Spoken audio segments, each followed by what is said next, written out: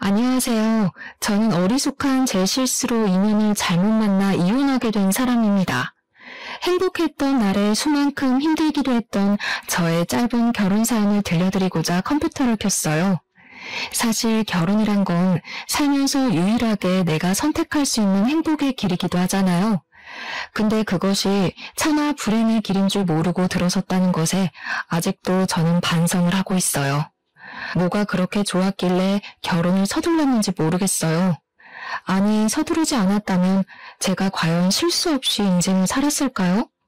사실 그것도 확신은 못하겠네요.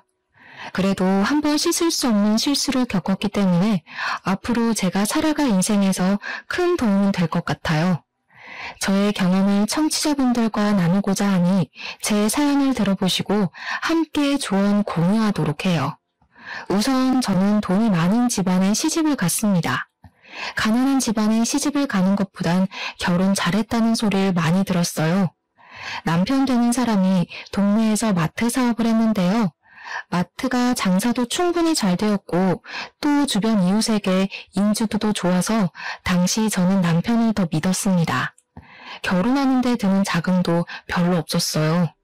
신혼집은 시부가 월세 주고 있던 아파트를 저희에게 주겠다고 해서 큰 목돈 마련할 필요 없었고 예식장은 양가 부모님이 돈을 보태서 해결해 주셨습니다. 양가 부모님께서 저희 보고 돈 있을 때 아껴놓으라 하더라고요. 나중에 아이 생기면 모으고 싶어도 잘 안 모아진다면서 도와줄 수 있는 사람이 있을 때 돈을 아끼라 했습니다. 그렇게 저랑 남편은 큰 어려움 없이 결혼을 할 수 있었어요. 시작이 너무 수월해서 저도 제가 결혼을 잘했다고만 생각했습니다. 그런데 역시 사람은 길게 봐야 하는 것 같더라고요. 남편에겐 나이 많은 신우가 있는데요. 신우는 5살짜리 애 딸린 미혼모입니다. 처음에 신우 얘기를 남편한테 먼저 들었을 땐 안타까운 사정이라고만 생각했어요. 남편도 신우를 참 안 된 사람으로 생각하고 있었고 그래서 남편이 신우를 대할 때 뭐든 조심스럽더라고요. 웬만하면 신우의 부탁을 거절하지 않았습니다. 일단 집안 자체에서 신우의 미혼모 사정 때문에 신우를 굉장히 안쓰럽게 보고 있었어요. 당연히 이건 지내다 보니 알게 된 사실이었습니다. 그래서 그런가 특히 남편과 신우 사이가 너무 좋더라고요. 제가 생각하는 일반적인 남매 모습이라고 하기엔 너무 애틋해 보였습니다. 저는 그걸 보고 식구끼리 상처도 잘 보듬어주고 참 마음이 따뜻하다고 생각했어요. 시모도 처음엔 제게 굉장히 착하게 대하셨거든요. 시부가 저를 참해 보인다고 엄청 마음에 들어 하셨는데 시모도 저를 마찬가지로 생각해 주셔서 얼마나 다행이었는지 몰라요. 그래서 저는 더더욱 이 집안에서 잘 어울려 지낼 수 있을 거라고 생각했습니다. 저랑 남편이 신혼여행 다녀오고 나서도 신우가 손수 신혼살림 정리하는 걸 도와주기도 하셨어요. 물론 시부가 좀 도와주라고 시키기도 했지만 그래도 신우는 정말 친절하게 저희를 도와주셨어요. 살림이 처음에 저를 위해서 이런저런 조언도 많이 해주셨습니다. 그리고 남편이 알레르기 때문에 못 먹는 음식만 알려주셨지 남편을 상전 모시듯 모시라는 경고도 없었고 오히려 남편이 말 안 들으면 자기한테 전화해서 일을 하고까지 하셨어요. 그만큼 제 수준에 맞게 유쾌한 분위기를 만들어주셔서 시모가 좋았습니다.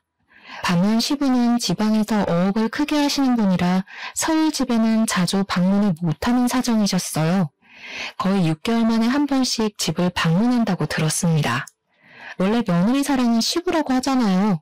시모도 제게 잘해주긴 하셨지만 사실 시부가 저를 가장 챙기는 게 느껴졌거든요. 사실 저를 본 횟수로 보면 거의 초면이나 다름없다고 해도 무방한데 시부는 제가 시집와서 힘들까봐 어떻게든 편의를 봐주려고 했습니다. 그래서 제가 결혼함과 동시에 집에 제사도 없앴고 명절에 음식하는 것도 없애버리셨어요. 시댁에도 굳이 연락하지 않는 이상 주기적으로 찾아올 필요 없다고 하더라고요. 그뿐만이 아니었습니다. 시부는 귀찮게 어른들 생신 같은 것도 챙기지 말고 정 챙기고 싶으면 그냥 외식으로 퉁치자면서 저보고 힘들게 생일상 같은 거 차리지 말라고도 하셨죠.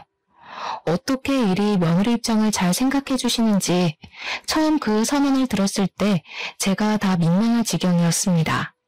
다른 가족들도 제게 친절했고 제 편의를 봐주려고 웬만하면 굳은 일 안 시키려고 하긴 했는데 솔직히 시부처럼 이런 시댁 행사를 없애주는 것이 진정으로 며느리를 생각해주는 마음이잖아요.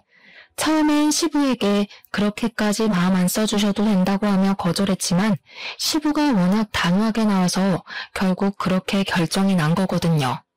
그게 당장은 몰라도 나중엔 정말 큰 은혜라는 걸 예측할 수 있어서 더 이상 거절하진 못했어요. 그 부분에 대해서 시모도 별 말은 없었습니다. 시부가 결정한 거라 더 말하지 못했을 수도 있고 아니면 시모도 그런 행사들이 귀찮았을 수도 있고 일단은 시부 의견에 반대하는 사람은 아무도 없었다는 겁니다. 그렇게 선포하고 지방을 내려간 시부는 일이 너무 바쁠 땐 1년에 한 번씩 온다고도 하더군요. 어떻게 될지는 가봐야 한다면서 떠나셨어요. 그렇게 저는 신혼여행에 다녀오고 나서 한동안 시부는 코빼기도 볼 수 없었습니다. 그리고 그제야 저는 그게 어쩌면 남은 식구들이 모두 기다렸던 시간이었을 수도 있다는 걸 깨달았어요. 시댁이랑 저희 신혼집이랑 걸어서 닿을 수 있는 거리인데 신우랑 시모가 번갈아 가면서 굉장히 자주 방문하더라고요. 방문만 하는 거면 뭐 상관이 없었죠. 근데 뭔가 올 때마다 이전과 다른 느낌이 난다는 게 문제였어요. 특히 시모는 초반에 자기가 우리 집을 방문하면 제게 손 하나도 까딱 못하게 다 알아서 하셨거든요. 화장실 실내화를 뭐 저런 거 샀니? 저런 신발은 물기 조금 닿으면 미끄러운데. 그러다 바깥 일하는 사람 다치기라도 해봐. 너희 밥줄 끊기는 거야. 그리고 내가 계속 지켜봤는데 너 베란다에 화분 정리 아직도 안 했더라?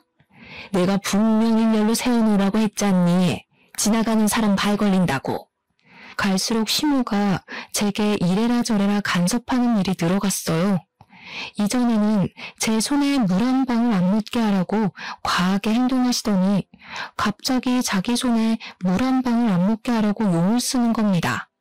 제가 다 알아서 할 일이었고 시모가 시키는 일보다 더 급한 일이 많아서 잠깐 미루고 있었던 거예요. 그런데 시모가 집을 찾아올 때마다 중구난방으로 지적을 해대니까 나중에는 점점 신경이 거슬리더라고요. 그래도 그때는 제가 원래 알고 있던 시모의 착한 이미지가 제 속에 더 많이 남아있었기 때문에 묵묵히 시키는 걸 했어요. 그게 다 시모와의 갈등을 피하기 위해서였죠. 근데 시모 한 명이면 제가 어떻게 견뎌보겠는데 얌전한 줄만 알았던 신우까지 어느 순간부터 제 삶에 비집고 들어오더라고요. 남편이랑 신우가 사이 좋다는 건 알고 있어서 자주 얼굴 볼 수밖에 없다는 건 그리 놀랄 일은 아니었어요. 하지만 제가 여태 봐온 신우의 모습은 그저 남편에게 피해주지 않으려고 늘 한 발 물러서 있고 시부 앞에서는 입도 뻥끗 못하는 소극적인 사람이었습니다. 그런데 이게 웬일일까요? 우리 집 방문이 점점 잦아지는 신우가 시부 못지않게 점점 다른 분위기를 내기 시작했다는 거 아닙니까? 일단 시모가 이전보다 잔소리랑 지적질이 많아졌다면 신우는 저를 왠지 모르게 시기하는 것 같았습니다. 시기를 한다는 게 무슨 말이냐면 남편이랑 신우 사이가 너무 좋다 보니까 제 남편이 저한테 잘해줄 때마다 신우가 질투를 느끼는 것 같았어요. 처음엔 당연히 신우가 그런 마음을 갖고 있는 줄 몰랐고 눈치를 챘다고 해도 긴가민가 했습니다. 그런데 언제 확신을 가졌냐면요. 남편이 오랜만에 외식 가자고 차를 끌게 되었는데 당연히 남편 옆자리는 제 자리라고 생각했거든요. 그래서 제가 이미 조수석에 앉았어요. 근데 갑자기 남편이 곤란해하면서 저보고 뒷자리에 타면 안 되겠냐고 하는 겁니다.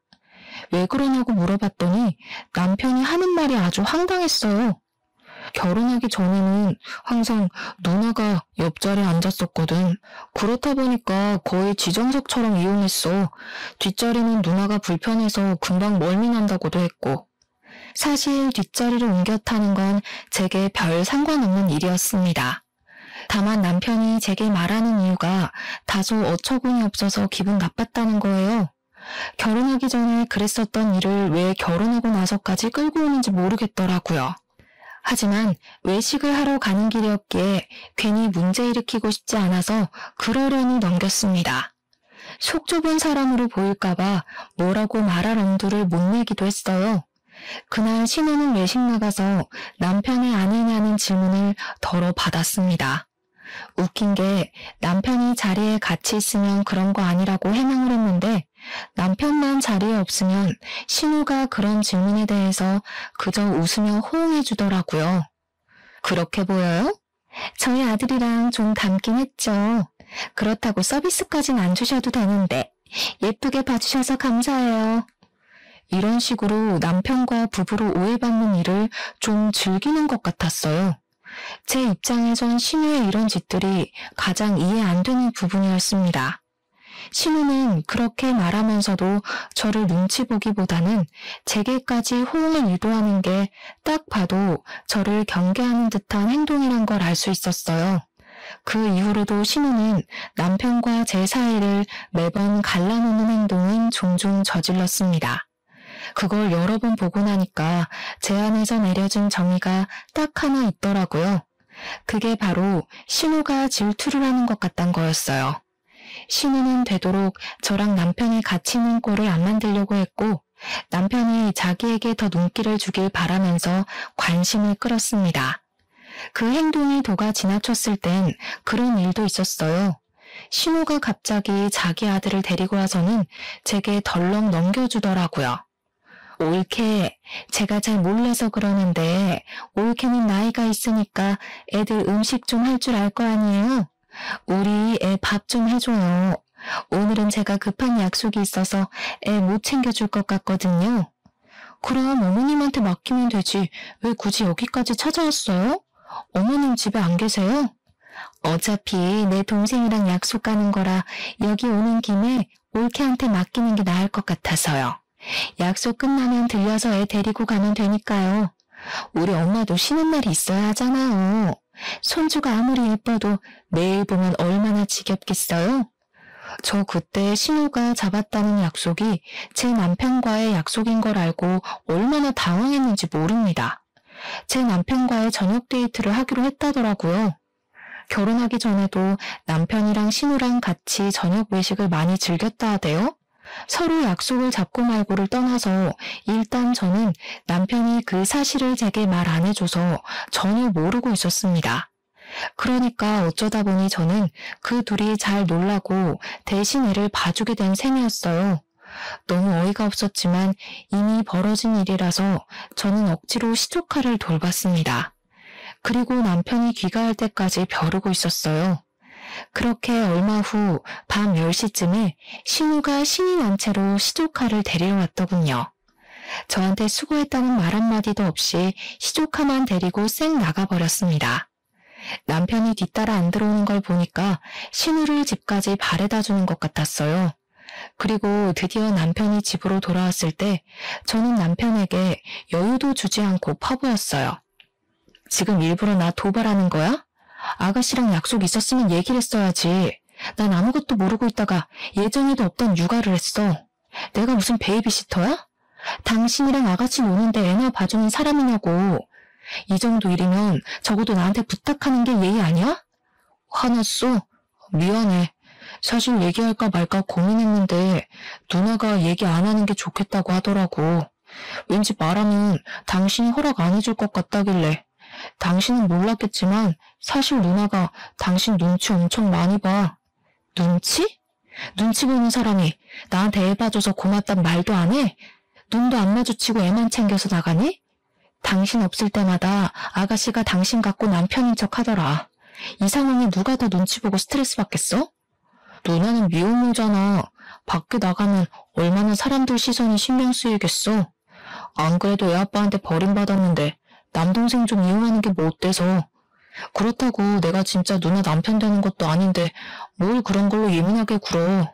그러니까 당신 말은 난 애도 없는데 아가씨가 불쌍하니 조카도 내가 대신 봐야 되고 아가씨가 불쌍하니까 남편도 내줘야 한다는 거네? 가만 보니까 내가 당신 아내가 아니라 당신 불륜녀가 된 기분이다. 지금 남의 남편 빼앗은 것 같아. 배우자한테 무조건 양보만 바랄 거면 나랑 왜 결혼했어? 그냥 나가서 사랑하는 네 누나랑 조카 데리고 남편 행세하면서 살아. 저는 그날 남편에게 쌓였던 서운함을 다 토로하고 말문을 닫아버렸습니다. 다음날 남편이 제게 대화 좀 하자고 해도 무시했어요. 그랬더니 남편도 자기 나름대로 자기 행동을 돌아본 것 같더라고요. 한 이틀 냉전 상태로 지냈을까? 신우가 우리 집을 또 찾아온 적이 있었는데 그날 남편이 먼저 나서서 신우를 집으로 돌려보냈어요. 제가 남편의 사과를 안 받아주니까 남편이 먼저 행동으로 보여준 겁니다. 그 덕분에 저는 남편과 다시 대화할 시간을 갖게 되었는데요. 남편이 제게 미안하다고 하면서 앞으로 신우를 완전히 외면할 순 없겠지만 제 남편으로서 자기가 자제해보겠다고 하더라고요. 일단 남편이 먼저 사과를 해줬으니까 남편을 믿어보기로 했어요. 남편의 사과 덕분에 저희 관계는 다시 좋아졌습니다. 하지만 역시 후폭풍은 있었어요. 남편이 제게로 돌아서면서 신우를 멀리하니까 역시나 신우가 가만히 있질 않더라고요. 그 뒤부터 신우는 아주 뻔뻔해졌습니다. 얼굴에 철판 깔고 저희 집에 거의 늘어붙기 시작했죠. 심지어 남편의 생일날에도 남편이 저랑 단둘이 보내는 게 싫었는지 그날 우리 집에 와서 하루 종일 있었어요. 남편이 신우더러 가라고 말리는 것도 한계가 있었습니다.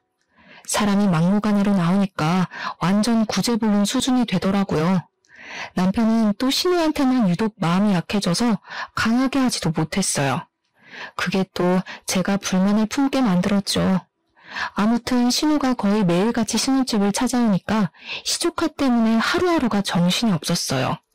문을 안 열어주면 그만이라 생각할지 모르겠지만 신우가 아이를 데리고 있다 보니까 밖에 오래 세워둘 수가 없더라고요. 신우도 제가 아이한테 마음이 약한 걸 알아서 그런가 일부러 더 오기 부리며 시조카를 꼭 데리고 집을 찾아왔습니다. 시조카가 또 5살이다 보니까 솔직히 얌전하지 않아요. 누구를 닮았는지 집에서 그렇게 뛰어다닙니다. 신경 안 쓰려고 해도 시조카가 이것저것 만지려고 하고 위험하게 놀아서 제가 말을 계속 얹을 수밖에 없는 입장이었어요. 근데 정작 신우는 애한테 손 떼고 하루 종일 휴대폰 하거나 TV만 봅니다. 남편이 올 때까지 집에서 기다렸다가 남편이 오면 남편이랑 수다 떨면서 노는 게 신우의 일과였어요. 아, 그리고 또 하나 있네요. 제가 남편 저녁상을 미리 차리면 이것저것 손대면서 잔소리를 폭탄으로 던지기도 합니다. 우리 동생 시금치 싫어하는데? 결혼했으면서 그런 것도 파악 못했어요? 내 동생은 어릴 때부터 초록색 나무를 특히 싫어했어요. 남편 내조하고 살 거면 그 정도는 공부 좀 하세요. 이제 먹더라고요.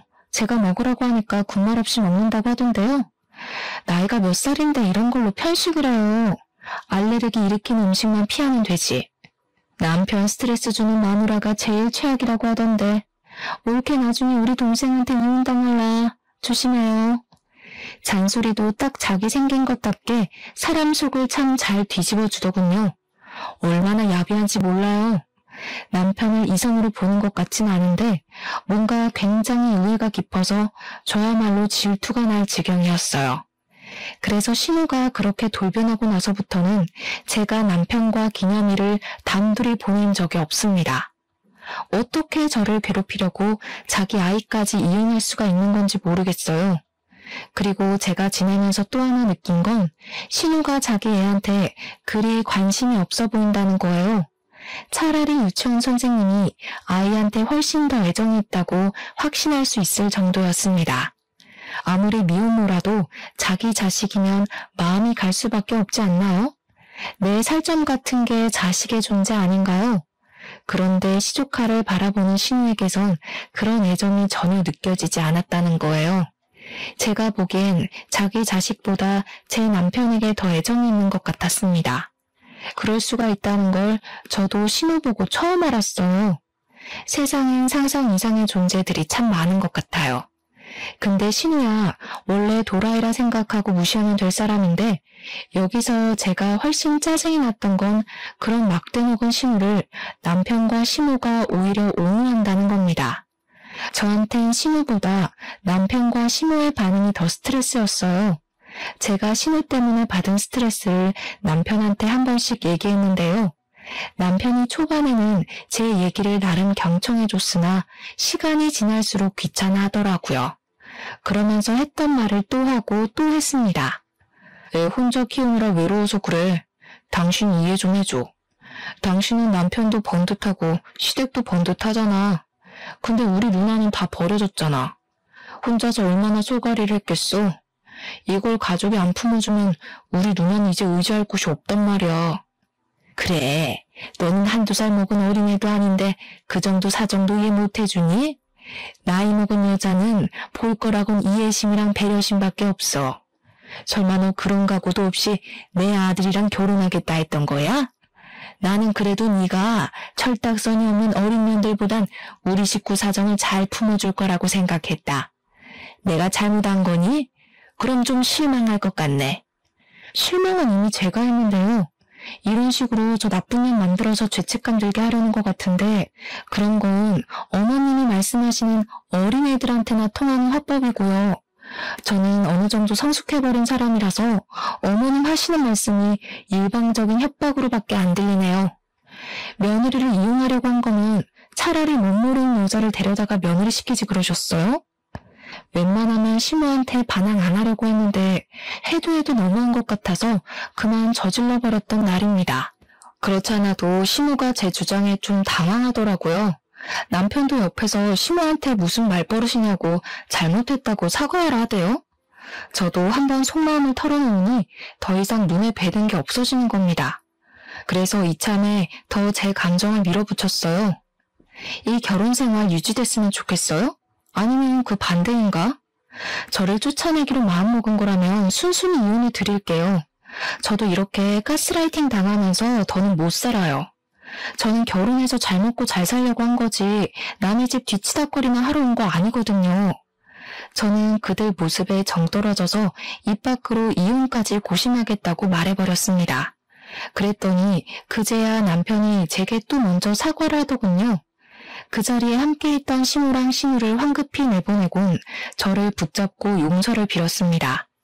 그런데 용서를 비는 내용이 조금 특이했어요. 아빠한텐 절대 말하지 마. 우리끼리 해결할 수 있잖아. 앞으로 내가 잘할게. 당신 심기 안 거슬리도록 엄마랑 누나 우리 집에 못 오게 할 테니까 제발 아빠한텐 이혼 소리 꺼내지 마. 남편이 시부를 유난히 두려워하는 모습을 보이더라고요. 결혼 생활을 길게 유지한 건 아니었지만 남편이 그렇게까지 시부를 두려워하는 건 처음 봤습니다. 제게 싹싹 비는 모습도 이전에 사과했던 모습과는 차원이 다르게 간절했어요. 그래서 저 일단은 이혼을 보류하게 되었습니다. 실제 남편은 시모랑 신우를 우리 집에 못 오게 했고 저는 한동안 자유를 느낄 수 있었어요. 물론 이혼을 언급한 게 그냥 한 소리도 아니었고 이혼 결심을 완전히 접은 것도 아니었어요. 일단은 당장 시부가 제 눈앞에 없기도 해서 보류를 했을 뿐입니다. 결혼한 지 얼마 안 됐는데 벌써 이혼까지 염두에 버릴 줄은 몰랐네요. 그렇게 직장인들이 마음속에 사표를 품고 사는 것처럼 저도 마음속에 이혼을 품고 지내며 시간을 보낼 때였어요. 어느 날 제가 시댁을 방문할 날이 있어서 시댁을 찾았는데 문이 열려있길래 그냥 들어가려고 했거든요. 근데 안에서 시모랑 신우가 심각하게 대화하는 것이 들리더라고요. 그래서 안으로 들어서지 않고 밖에서 두 사람의 대화를 엿듣게 되었습니다. 그리고 거기서 굉장히 충격적인 사실을 듣고 말았어요.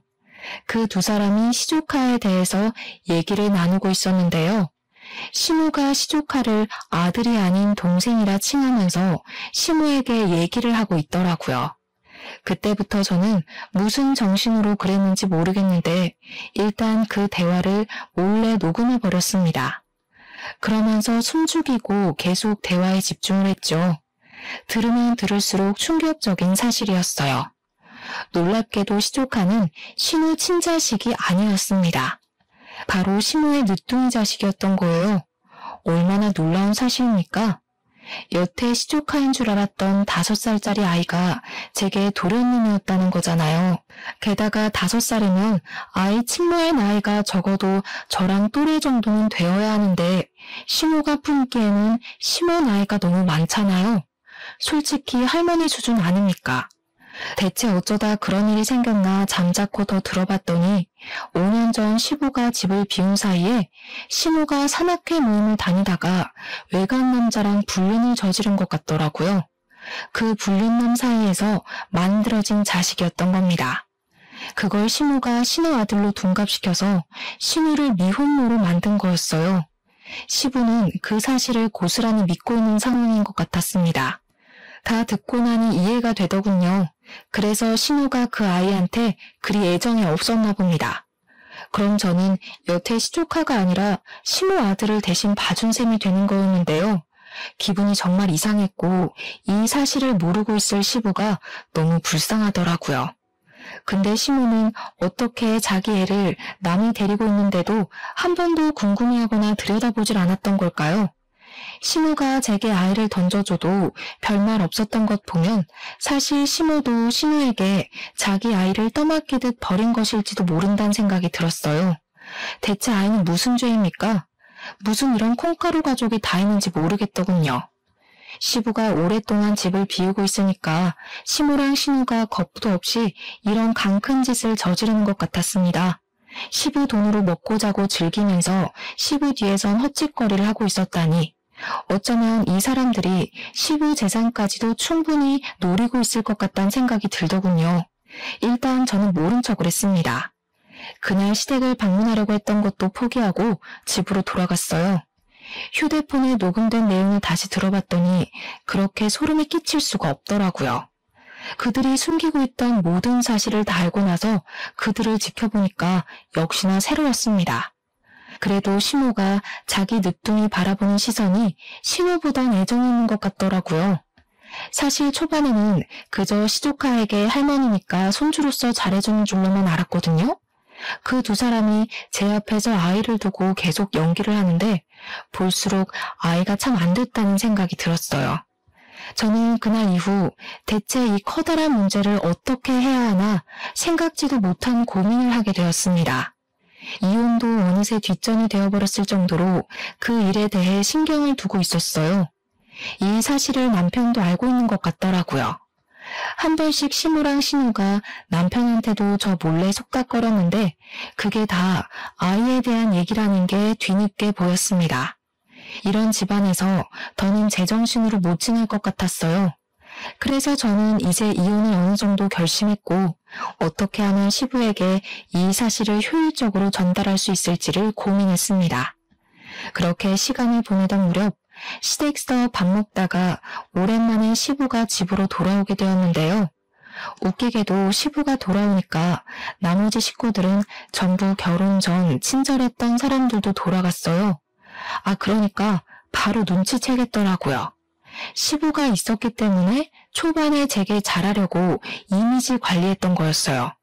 시부가 없을 때는 그 사람들이 마치 허리띠를 푸는 것처럼 본색을 드러냈던 거죠. 아쉽게도 저는 그제야 제게 진심을 보이고 진심을 줄 수 있는 사람은 시부밖에 없다는 걸 깨달았습니다. 이혼을 마음먹었더니 그것이 보였네요. 시부는 역시 꽤 괜찮은 사람이었어요. 사람을 귀하게 대할 줄 아는 분이셨고 며느리인 제게 굉장히 잘해주셨습니다. 집에 오자마자 제게 고생 많다고 바로 용돈을 쥐어주기도 하셨어요. 그리고 시부가 온 그날 저녁은 시댁에서 밥을 먹었는데 역시나 시모가 제 손에 물 한 방울 안 묻게 하려고 하더라고요. 하지만 이젠 그게 다 개수작이라는 걸 제가 알잖아요. 그래서 시모 무시하고 제 할 일을 꿋꿋이 했거든요. 근데 시부가 잠깐 친구 만나러 나간 사이였어요. 시모가 기다렸다는 듯이 고무장갑을 제게 던지면서 빨리 설거지 먼저 하라고 부추기는 겁니다. 우습지 않나요? 시부가 매일 같이 살았다면 제게 고나리질 못해서 어떻게 참았을까 싶더라니까요. 시모가 잔머리 쓰는 게 보이길래 저도 잔머리 좀 써줘야겠다고 생각했어요. 마침 시무랑 신우는 시부가 늦게 들어올 거라 생각했는지 방에 들어가서 TV를 보고 놀고 있었어요. 아마 제가 시부 오기 전에 설거지를 다 끝낼 거라고 확신하고 있었던 것 같았습니다. 남편은 애초에 제게 신경을 안 쓰고 있었어요. 하루 종일 자기 늦둥이 동생이랑 놀아주는 걸 핑계로 저를 돕질 않았죠. 그래서 저는 설거지를 최대한 늦게 했습니다. 정말 다행히도 시부가 친구를 짧게 만나고 돌아오셨어요. 남편은 자기 동생 화장실 봐준다고 잠깐 자리를 비웠고 시무랑 신우는 여전히 방 안에서 뒹굴고 있는 상황이었는데요. 시부가 저를 보자마자 바로 눈이 부릅뜨시더라고요. 그리고는 하하호호 소리가 나는 안방으로 달려갔습니다. 곧 큰 소리가 쩌렁쩌렁 울렸죠. 집에 여편네가 둘이나 있는데 왜 며느리 혼자 설거지를 하고 있어? 지금 뒹굴거리며 놀려고 며느리한테 다 떠맡긴 거야? 내가 며느리 수고스럽게 하지 말랬지? 시부가 크게 호통치자 다들 놀라서 불이 나게 거실로 뛰어나왔습니다. 다시 제대로 보니 역시 시댁의 실세는 시부였어요. 아무래도 시부가 결혼하기 전부터 식구들한테 며느리 괴롭히지 말라고 단단히 일러뒀나 보더라고요. 시부는 너무 감사하게도 며느리의 존재를 자기 집에 와준 귀한 손님으로 생각하고 있었습니다. 시부 또한 며느리가 시댁에 들어오면 고부 갈등이 있다는 걸 여기저기서 들은 것 같았어요. 그래서 자기는 제게 그런 가정을 선사해주고 싶지 않았나 봅니다. 설마 여태껏 며느리한테 다 떠넘겼던 거야? 나 없는 동안 저런 식으로 사람 괴롭히고 있었어? 아니에요. 무슨 그런 서운한 말을 해요. 내가 잠깐 허리가 아파서 며느리한테 설거지만 좀 해달라고 부탁한 거예요. 당신한테 들은 말이 있는데 우리가 어떻게 며느리를 함부로 시켜먹겠어요. 맞아, 아빠. 그리고 올케는 이제 설거지 하는 거야. 그동안 나랑 엄마가 다 치웠다고. 올케도 손이 있는데 같이 일할 수 있는 거잖아. 세아가 네가 말해봐라. 정말 이 두 사람이 하는 말이 맞아? 내가 없는 동안 이 두 사람이 너 불편하게 한 거 없었어? 시부가 따지는 동안 시무랑 신우가 어느새 그 앞에 무릎을 꿇고 있었는데요. 벌벌 떨면서도 제게 말 잘하라고 눈치를 주더라고요. 그들은 어떻게든 시부의 비위를 맞추려고 노력했습니다. 없는 말까지 지어내면서 아양을 심하게 떨었어요. 그렇게 시부가 부러우면서 감히 불륜을 저질러 불륜남 애까지 시부 집에 들일 생각을 했다니 참 대단하다 싶더라고요. 일이 이렇게까지 되어버린 거 저는 이 좋은 기회를 놓치고 싶지 않았어요. 그래서 고무장갑을 벗고 시모에게 다가가 시모 앞에다 던져주었습니다. 아버님 나가시자마자 이렇게 고무장갑 던지면서 빨리 설거지하라고 하셨어요. 아버님 오기 전까지 끝내라고 하셨는데 제가 손이 느려서 미처 끝내질 못했네요. 늘 저희 집 찾아오셔도 애도 맡기고 일도 시키고 많이 부리셨어요. 저도 어머님이랑 아가씨가 아버님 없다고 갑자기 돌변해서 그럴 줄은 몰랐어요. 얘가 무슨 소리를 하는 거니? 내가 언제 너희들 집에 매일 찾아갔다고 그래? 내가 원래 말투가 좀 센데 네가 착각했나 보구나. 나 원래 누구를 부려먹지 못하는 사람이야. 시무랑 신우가 제발 자기들 살려달라고 제게 처절한 눈빛을 보냈지만 저도 이제 이 지긋지긋한 결혼 생활을 그만하고 싶었습니다. 시부가 집에 계실 때 이혼 얘기를 꺼내는 것이 나을 것 같았어요. 그래서 남편이 그렇게 말렸던 행동을 결국 저지르게 되었죠. 아버님, 저 죄송하지만 이혼할게요. 이건 제가 생각했던 결혼 생활이 아니라서요. 전 어머님이랑 아가씨가 이렇게까지 괴롭힐 줄 몰랐어요. 그래도 남편은 제 편 들어줄 거라 생각했는데 남편까지 어머님이랑 아가씨 편만 들고 그동안 저 외톨이로 지냈어요. 앞으로 이렇게 평생 지낼 자신이 없습니다. 저는 이때까지 신우랑 시댁에서 받았던 불합리한 구박들을 전부 빠짐없이 고백했습니다. 그러자 시무랑 신우 표정이 경악으로 물들었고 뒤늦게 나타난 남편이 저를 잡아당기면서 말리더군요. 그건 시부가 남편에게 한 번 더 호통 쳐주는 덕분에 남편이 소나기에서 풀려날 수 있었어요. 저는 그날을 마지막으로 생각하고 제가 갖고 있는 카드를 모두 꺼내보였습니다. 이 사람들이 그토록 숨기고 있던 엄청난 비밀도 당연히 그 자리에서 밝혔어요. 아, 그리고 이렇게 무서운 사람들이랑은 더 이상 못 살겠어요. 왠지 저까지 정신 이상해질 것 같아서요. 여기 조카가 아가씨 아들이 아니라면서요. 어머님 늦둥이 자식이라고 하던데. 제 말에 시모가 사색이 되더니 무슨 소리냐고 목청을 높였어요. 얼마나 똥줄이 탔으면 시부가 눈앞에 있는데도 벌떡 일어나서 제게 사태질을 하더군요. 그러거나 말거나 저는 바로 녹음 파일을 틀었습니다. 파일에서 흘러나오는 음성은 누가 들어도 시모랑 신우 목소리였어요. 제가 이렇게 확실한 증거를 갖고 있을 거란 생각은 다들 못했나 봐요. 같이 있던 신우랑 시모 얼굴이 아주 새하얗게 질렸더라고요. 물론 남편도 마찬가지였습니다. 당연히 이 사실을 처음 알게 된 시부가 가장 충격을 받았겠죠. 알고 보니 시모랑 시부는 재혼한 사이였는데요. 남편이랑 신우가 둘 다 시모 자식이라네요. 시부는 시모를 만나기 전까지 노총각이었다가 초혼을 시모랑 한 듯 했습니다. 시부는 고분고분한 시모를 진심으로 좋아했던 것 같아요.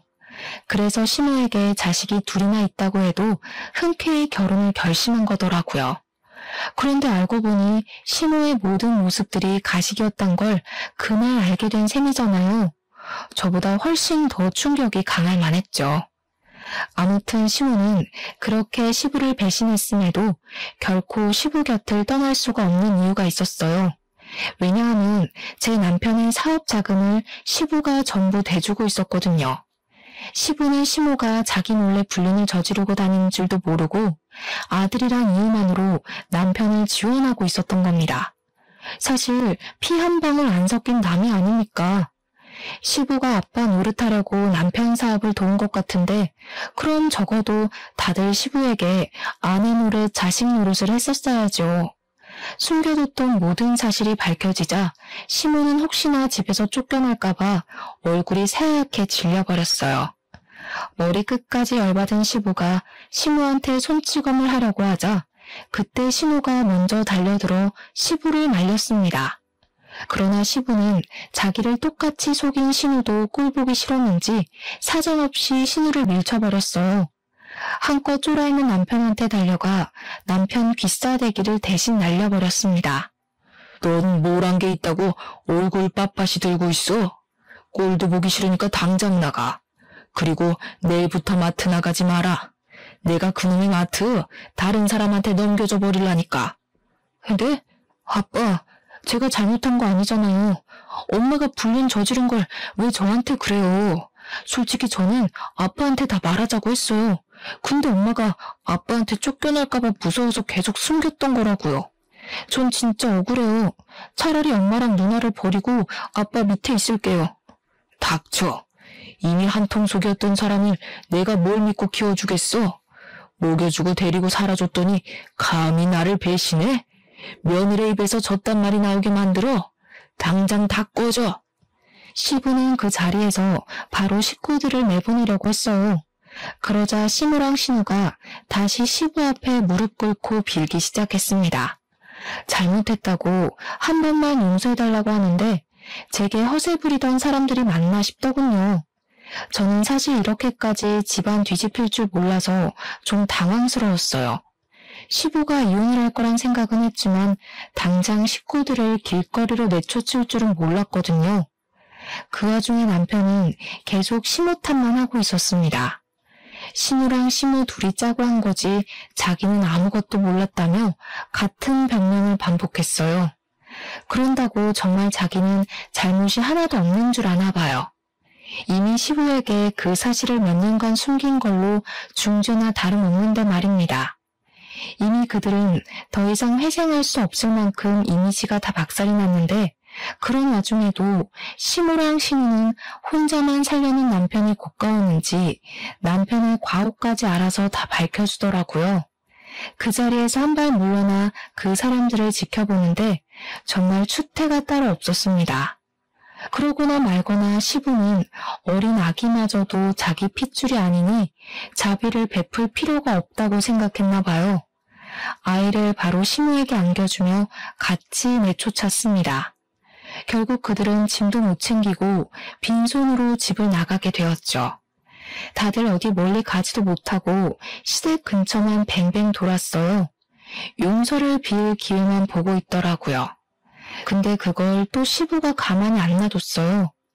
자기 집 마당에 호수까지 끌어와서 세 사람한테 뿌려댔습니다. 혹시라도 뭘 받고 싶어서 얼쩡대는 거면 한 푼도 받아갈 기대하지 말라며 경고까지 날려주었죠. 그렇게 저는 생각보다 개싸움 없이 수월하게 이혼을 진행할 수 있었어요. 시부도 시모에게 이혼 소송을 할 거라고 하더라고요.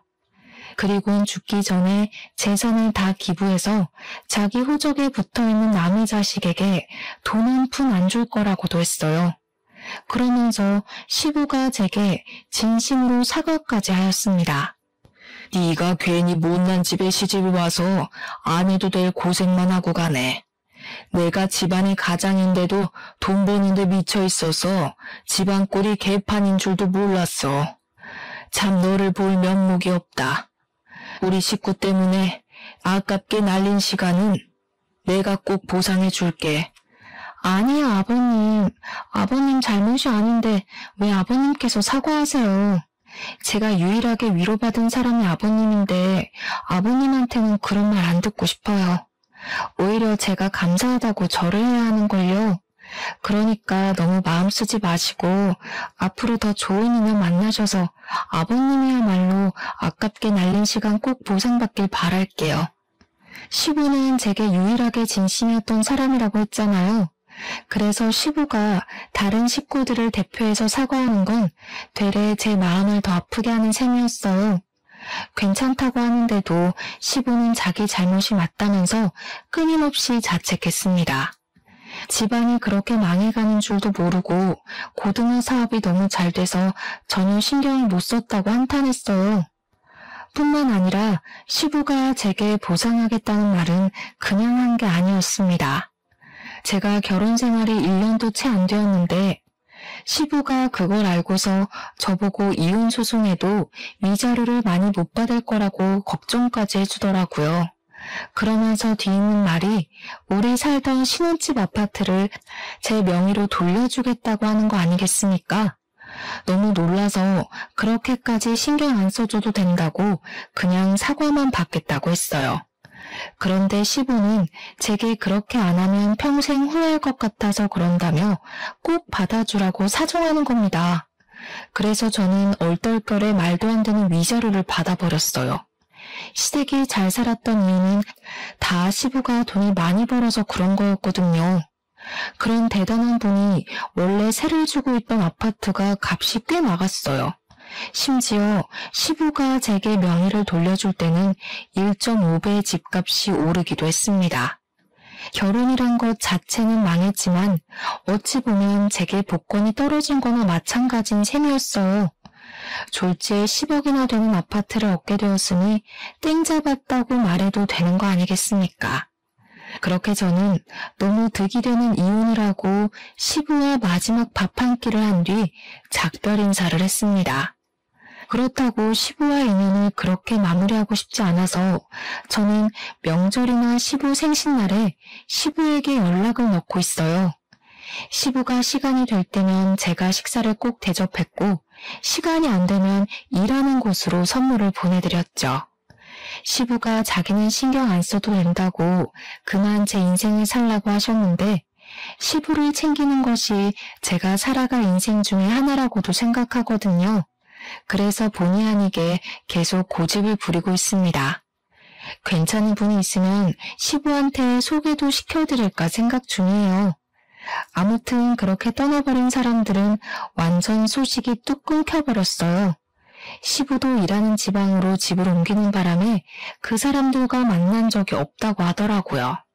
아마 어디서 막노동하느라 바쁘지 않을까 싶네요. 제발 누구 인생 발목 잡지 말고 자기네들끼리 똘똘 뭉쳐서 살았으면 좋겠어요. 그럼 그만 이야기 마무리할게요. 들어주셔서 감사합니다.